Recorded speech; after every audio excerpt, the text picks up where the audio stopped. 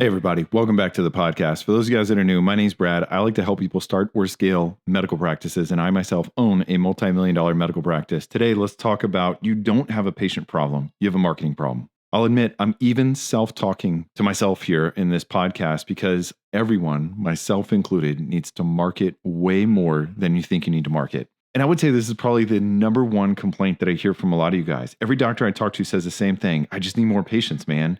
I would just be so much happier. My schedule would be so much better if I just had more patients. No, you don't. All right. You need visibility. You need trust. You need a brand. There are patients everywhere. But the problem is those patients don't know that you or I exist.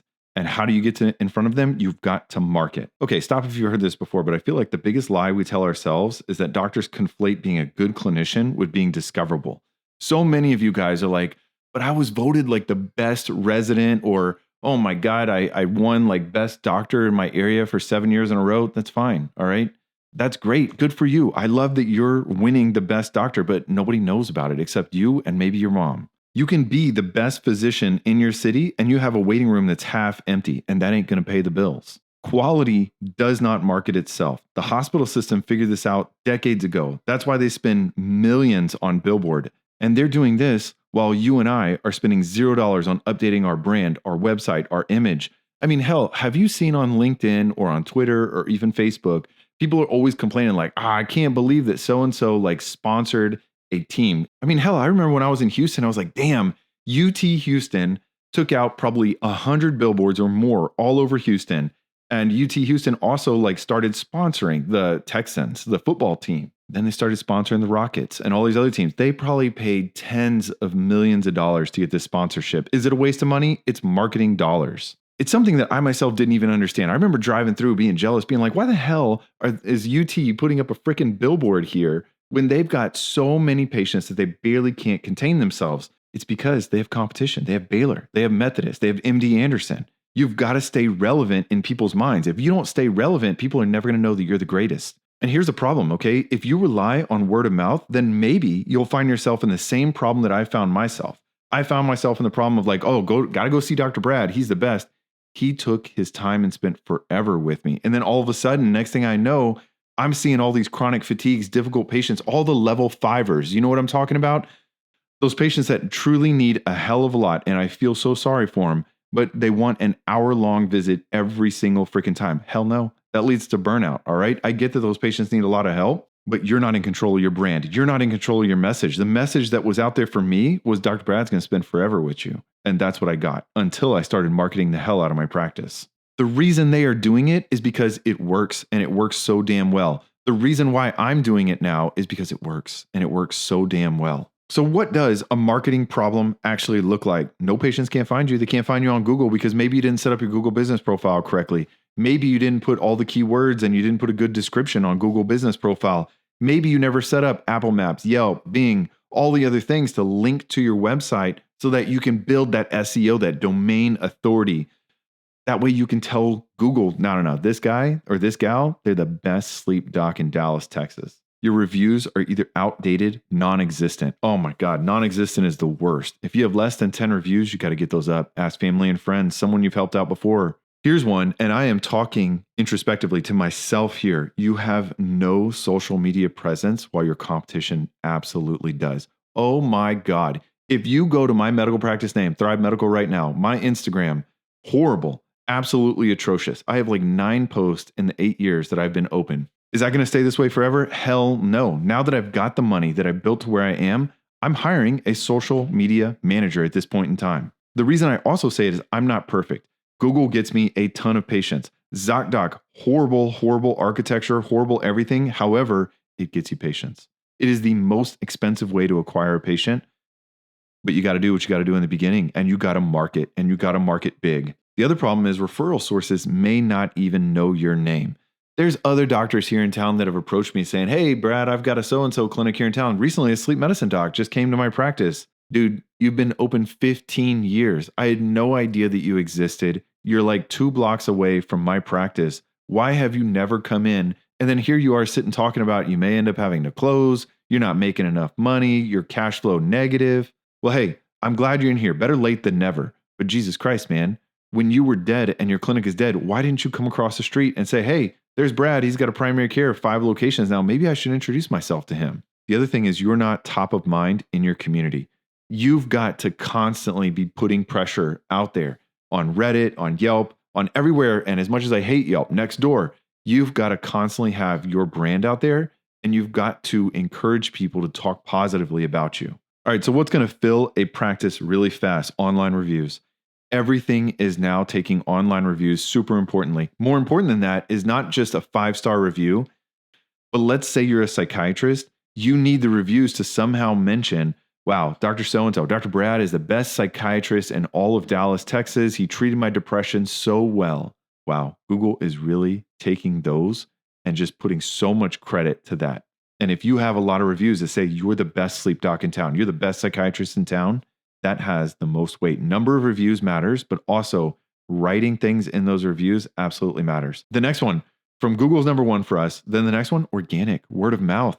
You need the good word spreading, saying that, no, they have good availability. They take my insurance. Word of mouth is by far the biggest one. But guess what? If you rely on word of mouth, remember that old school game where like you tell one person and then they tell 2 people, and then they tell 2 people. Yes, it exponentially does take off, but that exponentially for the first like 9 months you're open is painful. Nobody's coming to see you. So the goal for your first like year is just whatever you got to do to market is just get yourself busy. I don't care if you got to get on ZocDoc. I don't care if you got to pay a ton of money in Google Ads and go moonlight on the side. You've got to do what you got to do to market the hell out of yourself. Now, on the flip side of that, when you market yourself, make sure you have a good funnel set up, meaning can you take the phone calls? Can your system book appointments after hours? You need to be hitting up while you're dead or you're slow. You need to be hitting up those referral bases, the urgent cares, the other maybe like cardiologists, GI docs. I don't know, whoever your referral base could potentially come from, you got to be there. If you're a psychiatrist, go talk to therapists in town and primary cares. And then on top of that, you got to start acting online like you're the expert and when you see people face to face. A good expert also knows their boundaries. It's okay to say, you know what? I'm not an expert in MCAS, which is all over TikTok right now. And that's fine. You don't have to be the expert in absolutely everything. But if you can tell patients, hey, you know what?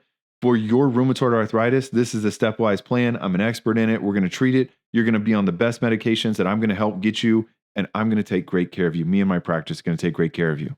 You got to get that confidence from your patients because you've spent a hell of a lot of time in training. I know you can do it.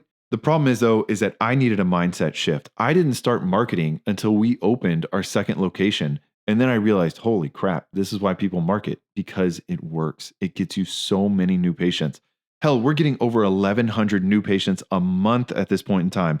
My 5th location for the doc, she's slammed every single day, almost 100% busy, almost no openings in her schedule. I don't know, maybe you were like me, maybe you weren't, but I actually got pissed off in the back end because I was like, damn, you know, UT or Baylor, I went to Baylor, but UT at the time was marketing and putting all this money into like the Houston Texans and the orthopedic team with the Houston Texans. And I was like, dude, I would rather as a resident have that money in my pocket. But the mindset shift is your competition is constantly being first of mind, constantly out there berating them. And you've got to market too. If you're not marketing, you're going to get just steam plowed by absolutely everyone and you're going to get looked over.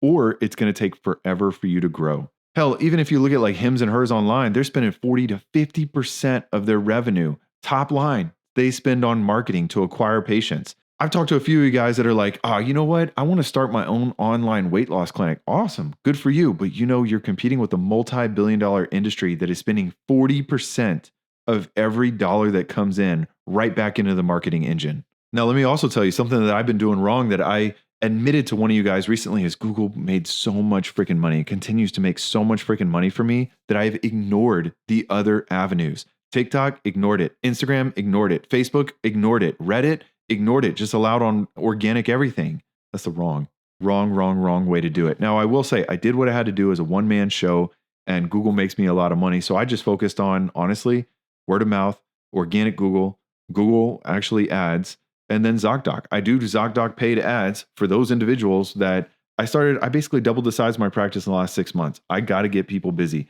The thing that makes me the most anxious as a business owner is staring at an absolute blank schedule. Even though I make very little money off the ZocDoc, let's get it going. Let's get the clinic busy. Maybe one of those people will tell their friends, ZocDoc's not going to make me any money, but then I fill the schedule. I move on. I learn how to do Google ads. I get the Facebook out there. I start building that reputation. I'm not saying you got to go out there and sponsor a sports team, but the reason why all these people are doing it is because it works.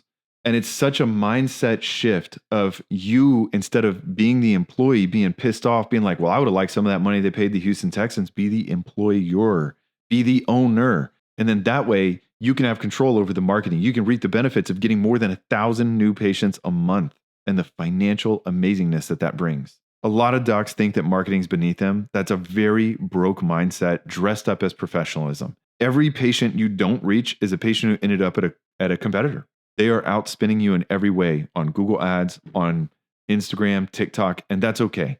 You got to be precise. Every dollar is super precious. And what I would recommend is, if you're starting up today, do the free things, word of mouth, knock on doors, make sure that you're following up with people, exchanging phone numbers, but also throw some money into Google Ads. Absolutely. Get on ZocDoc. As much as I hate it, get on it. Don't make the mistake that I made. At least throw some things up on Instagram and Facebook. Have more of a presence. And don't do what I did. In 8 years, we have freaking 8 posts or something like that. Well, that changes now. I'm going to lean into it. I'm hiring a social media manager. It's incredibly cheap. On Indeed, I'm hiring them for $20 to $25 an hour for part-time. They can work for me 10 hours a week, come by, shoot videos, edit them, and move on. Hell yeah. I'm going to blow the hell out of this. And some of that's going to transfer into investing doc in the future. So again, I don't think you have a patient problem. I think a lot of you guys, myself included, not punching down, but myself included, we have a marketing problem. Market the hell out of yourself. I am currently today spending 8% of top line on marketing. I plan to up that to maybe closer to 15%. Short term, yes, financially it'll hurt, but it'll help us grow and light things on fire. Hell, 1,000 patients a month, I want to get even more than that. I want to hit 1,500, maybe even 2,000 patients a month. The sky is the limit. Dream bigger. Thank you guys so much for following along. If you want to consult with me, the link's below. Hope you have a great day. See y'all in the next one.